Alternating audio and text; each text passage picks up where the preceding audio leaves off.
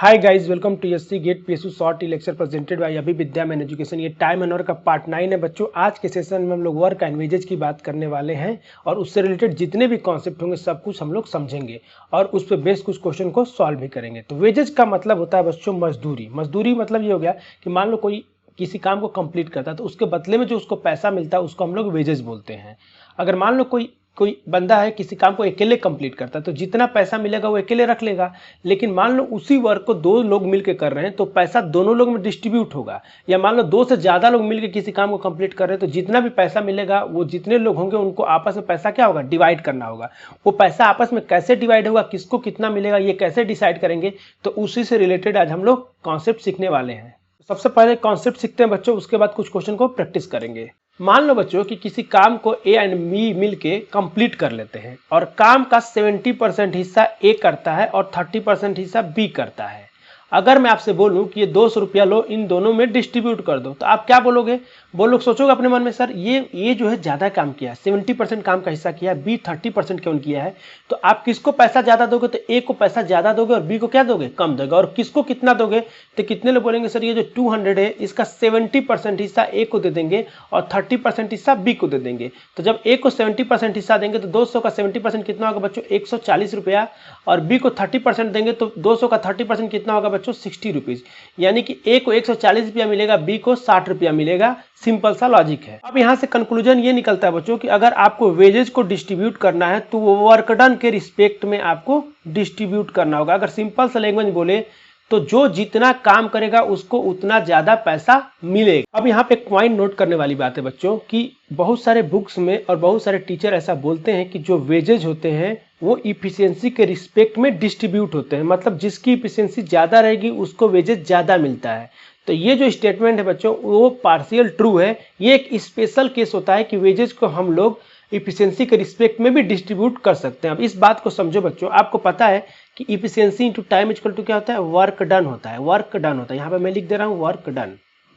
अब आप खुद सोचो बच्चों, मैं बोलूं यहाँ पे कि टाइम कांस्टेंट हो गया। मान लो कि टाइम को हमने कांस्टेंट ले लिया, तो जब टाइम कांस्टेंट लेंगे तो efficiency is directly proportional to क्या हो जाएगा, वर्क डन। और इफिशियंसी जब directly proportional to work done है और work done directly proportional to wages है तो कितने लोग बोलेंगे सर कि वेजेज जो होगा डायरेक्टली प्रोपोर्शनल टू इफिशियंसी हो जाएगा। अब यहाँ से एक पॉइंट निकल जाता है बच्चों, ये भी यहाँ पे भी स्टार लगा लेना।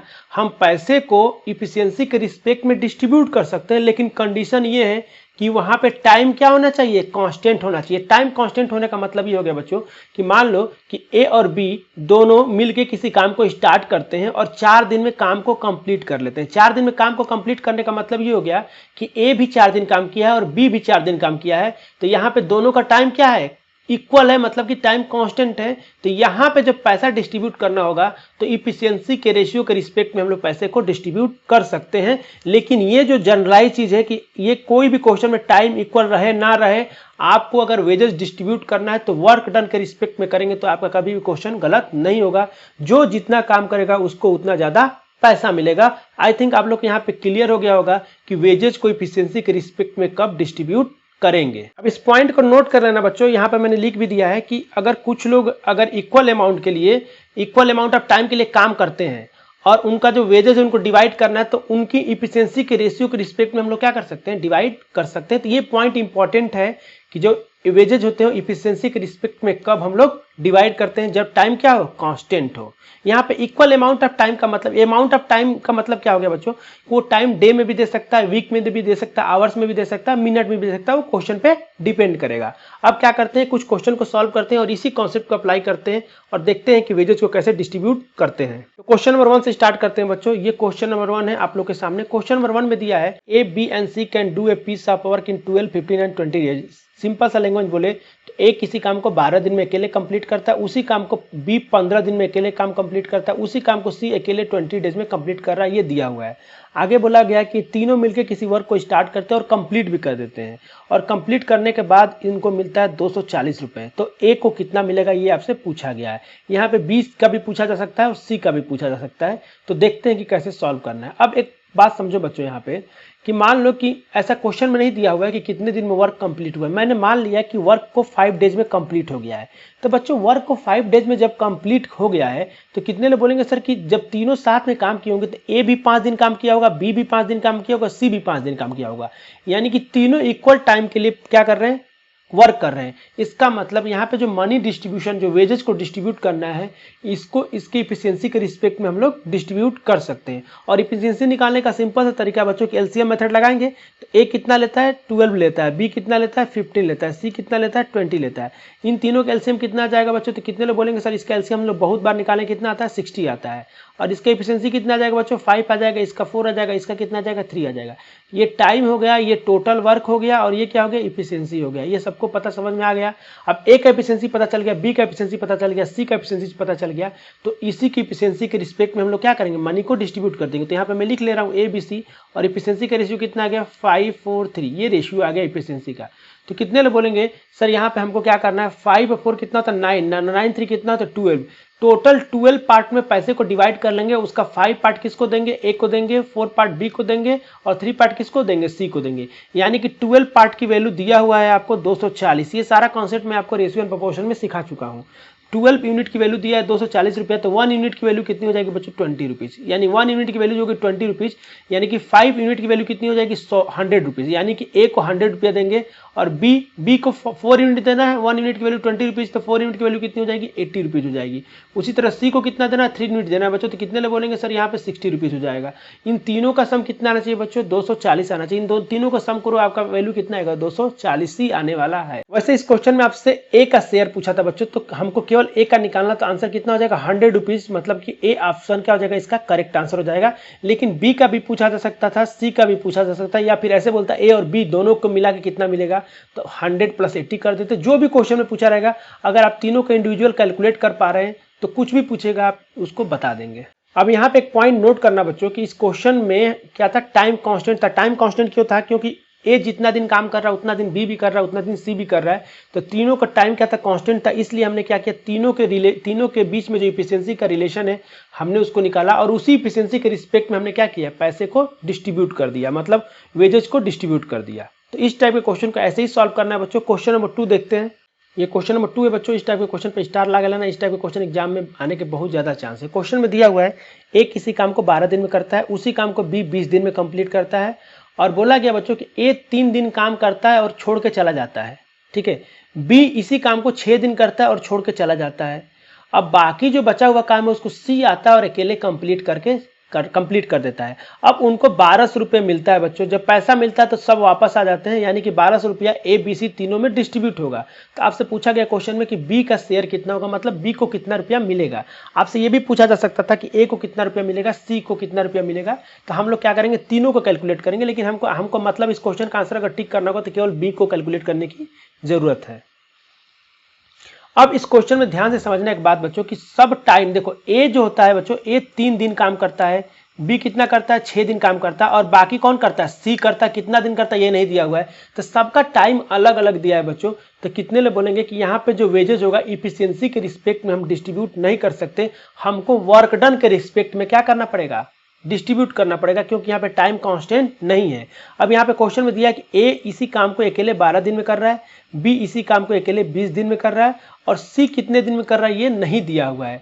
अब यहाँ पर आपको सोचना बच्चों कि इस क्वेश्चन को कैसे सॉल्व करना है। तो आप तो टोटल वर्क निकालोगे एलसीएम मेथड लगा के, फिर ए कितना काम का कितना हिस्सा कर रहा है, बी कितना कर रहा है, ये सब कैलकुलेट करोगे, उसके हिसाब से पैसे को डिस्ट्रीब्यूट करोगे। तो आपको उतना करने की जरूरत नहीं है बच्चों।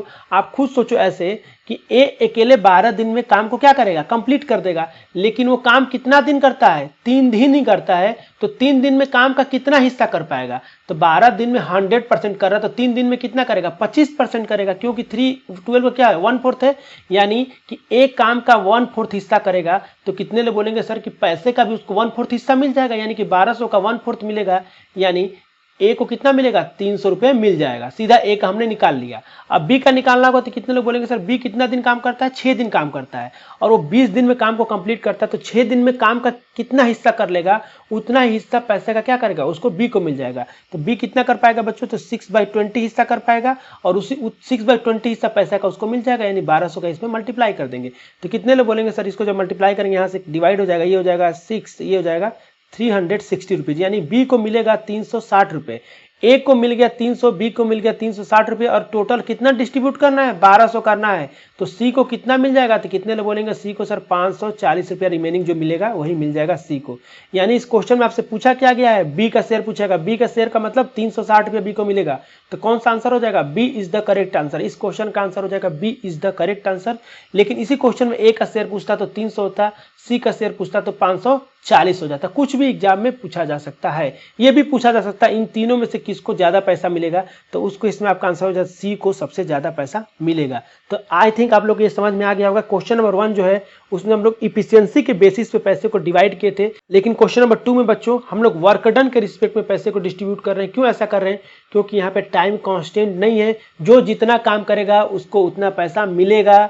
ए जो है 12 दिन में काम को कंप्लीट कर रहा है, लेकिन वो 3 दिन ही कर पा रहा था। 3 दिन में काम का कितना हिस्सा कर पाएगा, तो काम का 25% हिस्सा अकेले ए कर रहा है, यानी कि पैसे का 25% हिस्सा किसको मिलेगा, ए को मिलेगा। सिमिलरली बी और सी को हमने कैलकुलेट कर लिया। आई थिंक आप लोगों का कॉन्सेप्ट क्लियर हो गया होगा। एक और क्वेश्चन सॉल्व कर लेते हैं बच्चों, क्वेश्चन नंबर 3। ये क्वेश्चन नंबर 3 आप लोगों के सामने बच्चों, इसमें क्वेश्चन में दिया है कि A and B promise to complete a work for 300।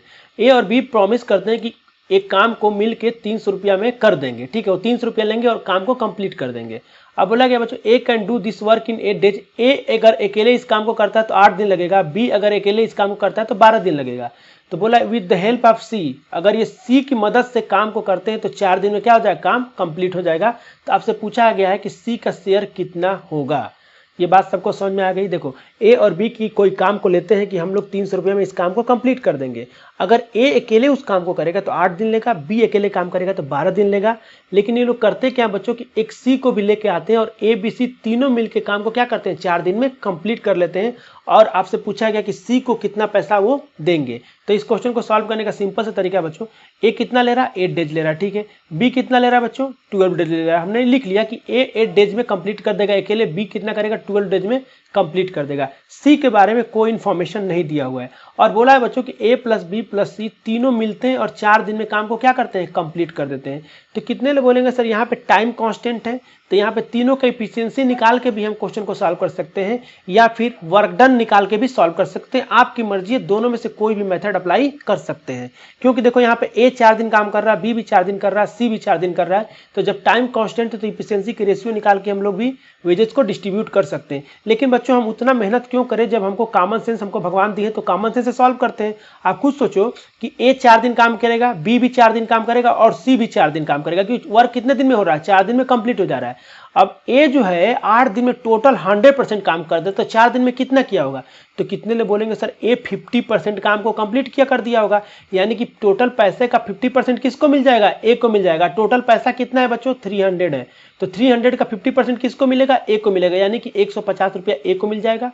ये सिंपल सा लॉजिक है, क्योंकि ए 8 दिन में 100% कर रहा है तो 4 दिन में कितना किया होगा, अकेले 50% किया होगा, यानी कि पैसे का 50% हिस्सा किसको मिल जाएगा, ए को मिल जाएगा। अब बी देखो, बी कितना कर रहा है बच्चों, तो बी जो है 4 दिन कर रहा है और बी 12 दिन में क्या कर रहा है, वर्क को कंप्लीट कर रहा है। तो 4 दिन में कितना करेगा, तो कितने लोग बोलेंगे सर वर्क का 1/3 हिस्सा कर देगा, मतलब कि 33.3% वर्क का काम करेगा, यानी कि पैसे का 1/3 हिस्सा इसको मिल जाएगा, यानी कि 1/3 इंटू 300 कर देंगे और यहाँ पे इसको कितना मिल जाएगा, 100 रुपीज।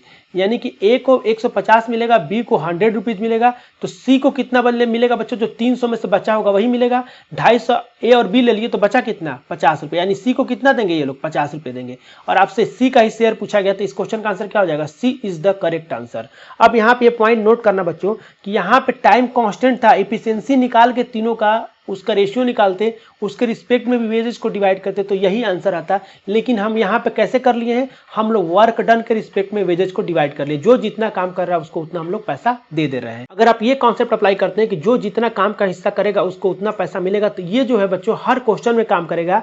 लेकिन इफिशियंसी वाला कब काम करता है, जब टाइम क्या हो, कांस्टेंट हो, और उसमें भी हो सकता है कि वो अप्लाई करने में आपको टाइम लगे। देखो इस वाले क्वेश्चन में हम इफिशियंसी अगर तीनों का रेशियो निकालते तो हमको टाइम लगता कैलकुलेट करने में, इसलिए हम लोग ने क्या किया, वर्क डन के रिस्पेक्ट में ही क्या किया, पैसे को डिस्ट्रीब्यूट कर दिया। अब क्वेश्चन नंबर 4 देखते हैं बच्चों। ये क्वेश्चन नंबर 4 आप लोगों के सामने बच्चों, ये मैंने एटीसी एग्जाम से लिया हुआ, एटीसी 2016 के एग्जाम में आया था। इस क्वेश्चन में 5 स्टार लगा लेना, क्योंकि मुझे ऐसा लगता है कि इस टाइप के क्वेश्चन एग्जाम में पूछे जाएंगे आने वाले दिनों में।